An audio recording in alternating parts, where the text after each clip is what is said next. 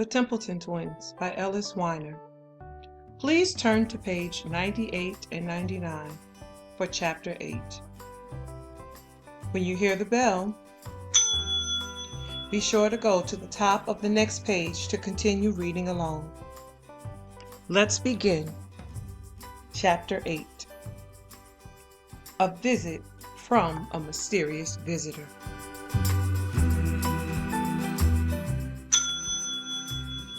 The next day, the professor wanted to show the twins his new laboratory. So late in the afternoon, he drove them to the campus of Tick-Tock Tech. Nothing more had been said about Dean D. Dean and his very rude behavior at the lecture, and everyone was in a fine mood.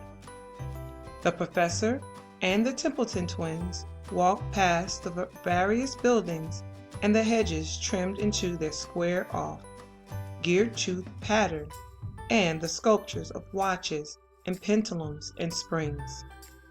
They passed before a broad, grassy quad that was completely deserted and silent. Suddenly, they heard from every direction. All the hour hands on all the tower clocks reached the number 4.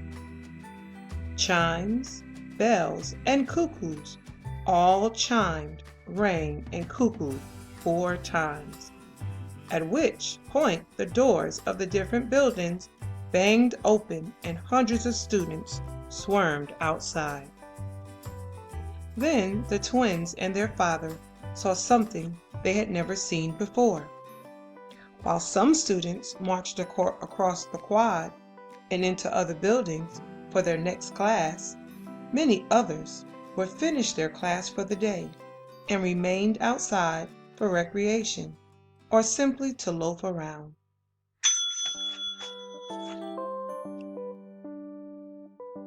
What do college students do when they remain outside for recreation or simply to loaf around? They throw frisbees, those colorful plastic discs, back and forth. And that's what these students did. But they did it in a way that can be seen only at Tickeridge-Bultock Institute of Technology. The students throwing frisbees stood around the outer edge of the big open quad, and they all threw their frisbees at exactly the same time and at the same speed. From every direction, at the same moment, the frisbees all crisscrossed in mid-air, just barely missing one another. Then they continued down toward the people they had been thrown to. Those people caught them, aimed, and threw them, all at the same time, from every direction, up toward the same spot in the air. "Remarkable," Professor Templeton said. The Templetons continued on their way. They were just about to enter Jerry Hall, headquarters of the Physics and Physical Systems Department, when their progress was blocked by a man in a smooth, perfectly cut, dark blue suit and deep red tie. It was Dean D. Dean. He not only looked handsome, he was smiling. "Good afternoon," he said. "Isn't it a nice day?" "It is," the professor said carefully. "Mr. Dean, I don't think it's appropriate for you to speak with me." "Please," Dean D. Dean said. "Call me Dean." "What do you want?" John asked. "Now, John," the professor said, "that isn't polite." "After the bad things he said to you the other night," Abigail said, "why should we be polite to him?" "And these must be the twins," Dean D. Dean said, with a big smile. "The ones who were born the very day we were discussing my grade, Professor." Dean D. Dean bent down toward the twins, who looked at him with squinty eyes of mistrust and frowning, suspicious mouths. "Isn't this nice?" he said, in a tone of someone who did not really think it was nice. "Mr. Dean," the professor said, "how is it that you are here? Are you a student at the Institute?" Dean looked into the eyes of John and Abigail with an expression that for 1 second was without any smile whatsoever. It looked like a warning. Then he stood up and resumed smiling.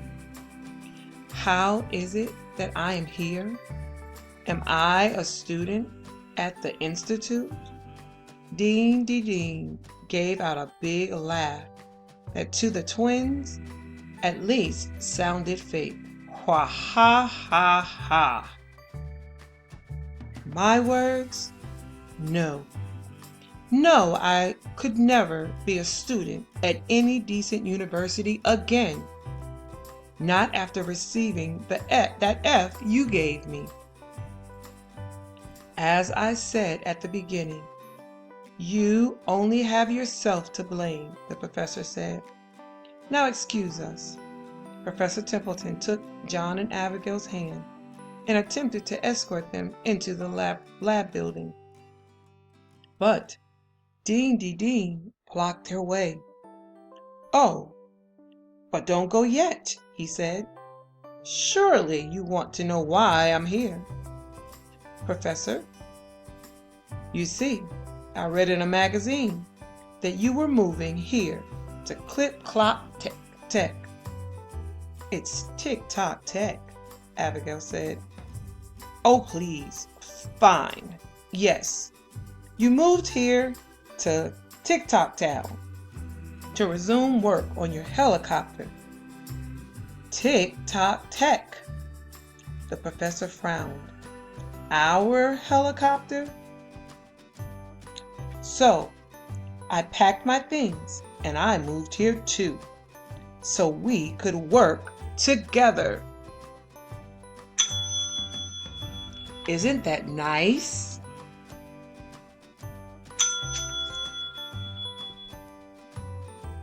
Dean slid over and leaned his head close to the professor and said softly, "So come on, Elton. What do you say? Let's let bygones be bygones. You just admit that I was the one who told you to put the helicopter in a knapsack. You share the credit and the money with me, and we'll be friends again." "Out of the question," the professor said. He moved past Dean and stared the twins through the front door. "We were never friends and never shall be. Now stand back, sir." "It's not fair!" Dean shouted. "Those twins are the reason I flunked out of college. If they hadn't been born, I would have gotten you to give me a C. I should hate them. In fact, I do hate them." Then he stopped shouting, calmed down, and smiled. "But if you simply share the invention with me, I won't hate them anymore, and everyone will be happy." The professor followed the twins through the front door and shut it. When they came out about an hour later, Dean was gone. The twins had chattered excitedly while the professor showed them around his office and his laboratory. But once everyone was in the car and on the way to the house, they quieted down. The professor didn't notice. But we have noticed, haven't we? And we know why the twins fell silent and got moody. They were tired. They were worried about Dean and wondered what he would do next. And frankly, they weren't crazy about the idea of going home to Nanny Nan Noonan in her gray clothes and black baseball cap and her bossy rules. Well, tough. Sometimes life isn't fair, as I know all too well. Dinner that evening was meatloaf, and while it wasn't the greatest meatloaf in the history of the world, it wasn't bad. Abigail and John asked if they could have ketchup on theirs. Nanny Noon forced a tight smile and said, "But it doesn't need ketchup." Then she suggested that eating meatloaf with ketchup was childish. "It is childish," John said. "We're children," Abigail said. "Children like ketchup with meatloaf." It goes without saying that, during this meal, Casey, the ridiculous dog, sat beside John's chair, her pointy nose directed at his plate, her bright, insane eyes staring at his food. Every so often, she shifted a little, as though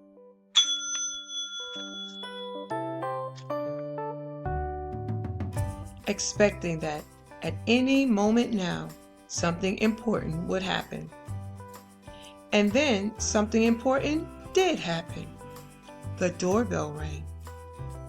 Professor Templeton got up and went to answer it. He opened the front door, and the twins heard a now familiar voice say, "Hello, Professor. I hope I'm not disturbing you." "As a matter of fact, you are, Mr. Dean," the professor said.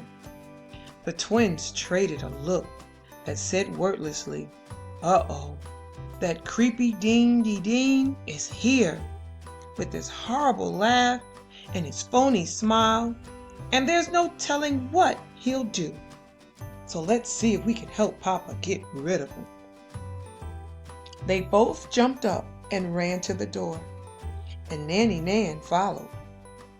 They arrived just as Dean said, "Then I'll be brief," and walked into the hallway. He was wearing a beautiful dark blue suit and red tie he wore earlier that day, and he was holding an old wire-bound notebook. "I have proof, you see," he said. "Proof of what?" the professor asked. "Why, proof about the personal one-man helicopter, of course," Dean said. "I have proof that I was the one who said put it in a knapsack." "Oh, what nonsense," the professor said. "Wah ha ha ha!" Dean fake laughed. "We'll see what nonsense it is." And with that, he opened the notebook and shoved it into the face of Professor Templeton. "I believe this will serve as all the proof any reasonable person needs," he said. The professor put on his glasses, which hung from the chain around his neck, and examined the notebook. Suddenly, everyone heard a noise from the dining room. Now, when there is food on the dinner table, and the dog is in the dining room, and no people to monitor the dog, almost any noise is a bad sign. Interestingly, sometimes no noise whatsoever can also be a bad sign. Nanny Nan looked back toward the dining room and said, "Oh, for goodness sake, you dog, get down!" She left the hallway and returned to the dining room, where we can only assume Casey had jumped onto John's chair and was eating his meatloaf. Click on Part 2 to continue reading Chapter 8.